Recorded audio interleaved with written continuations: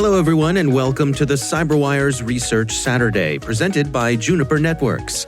I'm Dave Bittner, and this is our weekly conversation with researchers and analysts tracking down threats and vulnerabilities, solving some of the hard problems of protecting ourselves in a rapidly evolving cyberspace.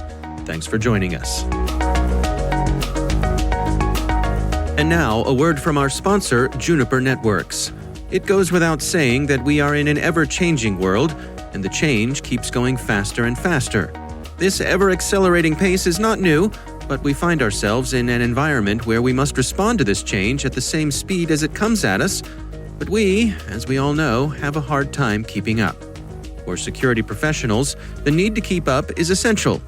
Juniper Connected Security is responding to what is happening in the market, the convergence of infrastructure and traditional security, and this puts Juniper in a unique position to solve customers' needs.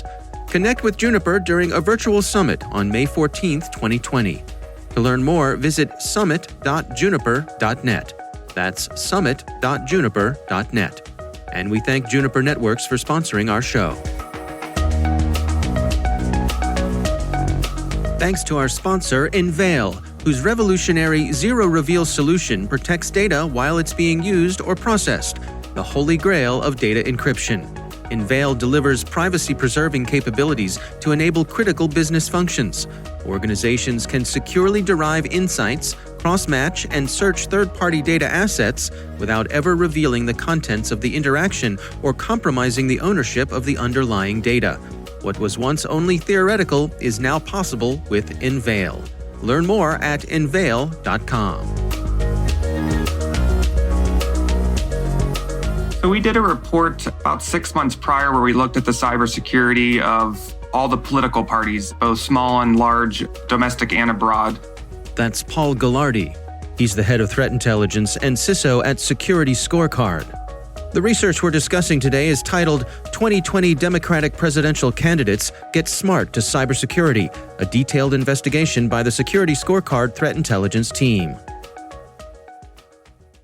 We got really good coverage with that, especially following the well-reported interference attempts at the election in 2016. We wanted to make sure that we're seeing some changes both in the political parties and the candidates themselves as it relates to their cybersecurity posture. So give me an idea of what you were setting out to examine here. So with the political party report, we really just wanted to assess their maturity level and how seriously they seem to be taking cybersecurity from an external-only perspective and without being intrusive or needing permission to necessarily pen test. In that report, we were somewhat disappointed in the parties themselves. There were some glaring holes in some minor parties, and especially those abroad. The two main parties in the U.S. seem to have their act together to a degree, but there was certainly room for improvement. So when we took a glance at the specific candidates, I was anticipating sort of the same results, that we'd have varying quality of defense systems or maturity in place. To our surprise, they seem to be well positioned. We used our tool to sort of start off the interrogation, and we really dug into the entire external footprints of these candidates. And after looking at the parties, I was anticipating some large holes or flaws in their software or their defense mechanisms, and that really wasn't the case. So as an American voter, I was proud to say that it does seem that the candidates themselves are taking cybersecurity and the hygiene of that quite seriously. Well, can you give us some insights? I mean, what is the setup of a typical political campaign that's being run at this level in terms of the types of things that would require their attention when it comes to cybersecurity? I mean, at this point, a campaign is almost completely digital, and to reach their constituents from email to marketing to now virtual campaigns to accepting donations to just organizations, it requires a litany of different technical resources and types of offerings. So to properly stand up a campaign, you have to leverage quite a few different technical disciplines in terms of being able to accept donations securely, being able to maintain a list of all those voters or potential voters that you're trying to market to. It's probably matured quite a bit since 30 years ago, where it was paper and pencil and door knocking. It's now primarily, I would guess, a digital exercise. And I suppose it's fair to say these are basically high velocity small businesses. Yeah, exactly. It's akin to like almost a startup. Like they have very specific goals and they are focused primarily on that. And we've seen in other startups that to get that product out to market, they'll sometimes be lackadaisical about other things, and that's not necessarily their fault. It's just that their business requirements are to get the product or get their offering out there. Just as with this political campaigns, their objective is to get their message and to reach voters. And we were initially anticipating that perhaps that blinded by that objective only, they might be lax about cybersecurity. And I'm happy to say it didn't seem like that was the case. That they balanced their objectives with also promoting cybersecurity defenses and proper hygiene in balance with those objectives, which is the job of any CISO. My job is to implement defense or policy, but also balance that with how that's going to impact my business or my primary objectives. Well, let's walk through the research here together. What were some of the areas that you examined? So our product is, you can think of it sort of like a credit rating. Here at Security Scorecard, we offer a credit rating, except it's representative of your cybersecurity posture. So it's an A through F letter rating, and it's often used in third-party risk or vendor risk management. So the grade's updated every single day, and if I'm a Fortune 500, I might want to know of all the 10,000 vendors that I use, which ones of those are risky or having some signs of or indicators of compromise that might be reflective of a future breach.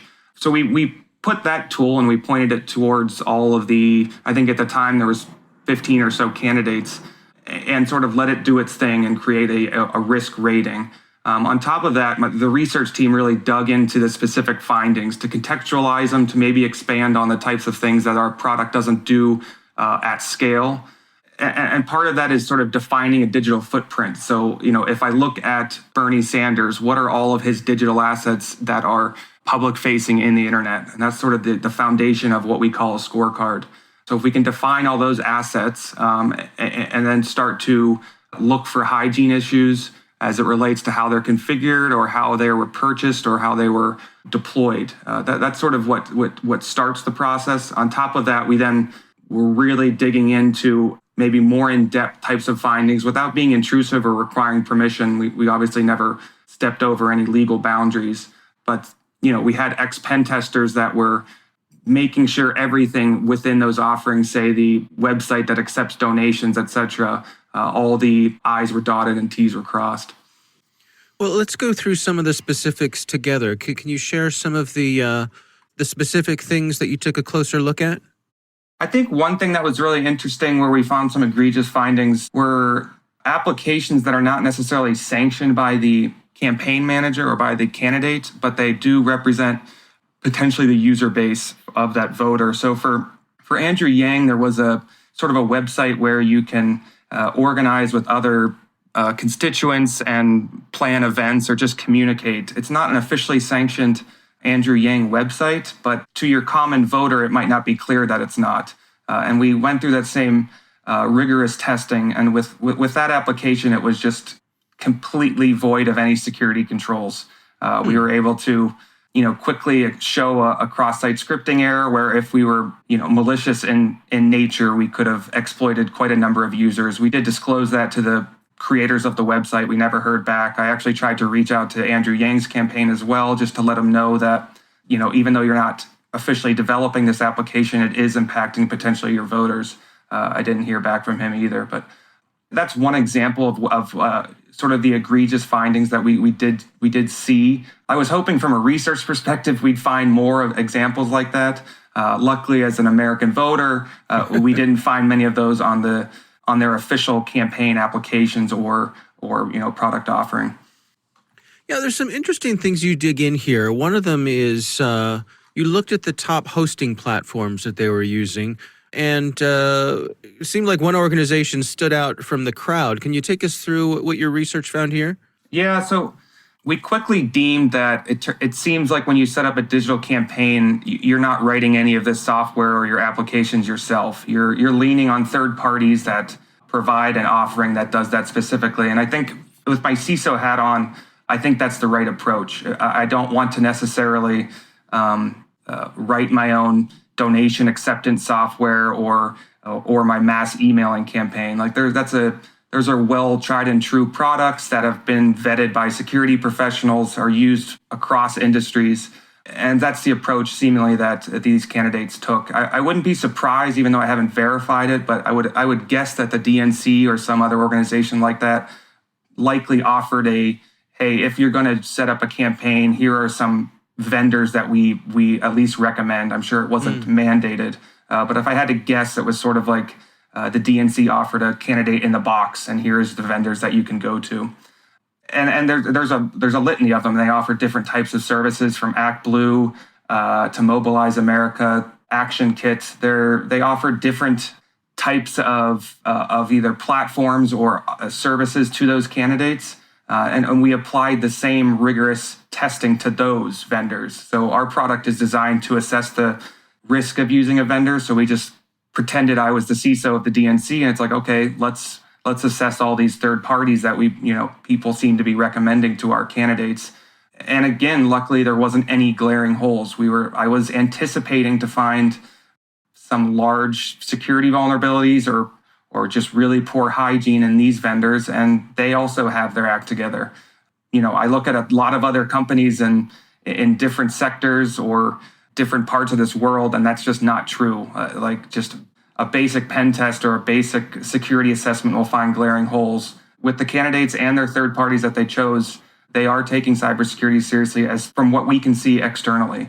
I obviously have no insight into necessarily their policies or their training of employees, but from what they expose externally, I would say that it does seem like they learned their lessons from 2016. Yeah, and looking at your results here, I mean, pretty much across the board, I think it's fair to say overall they got high marks. Yep. There were some lower or higher ones. I always caveat our grading with a B or an A is actually quite good. We've proven that if you have a C, D, or F, you're 5 times more likely to be breached. We validated that internally and had an insurance underwriter validate that as well.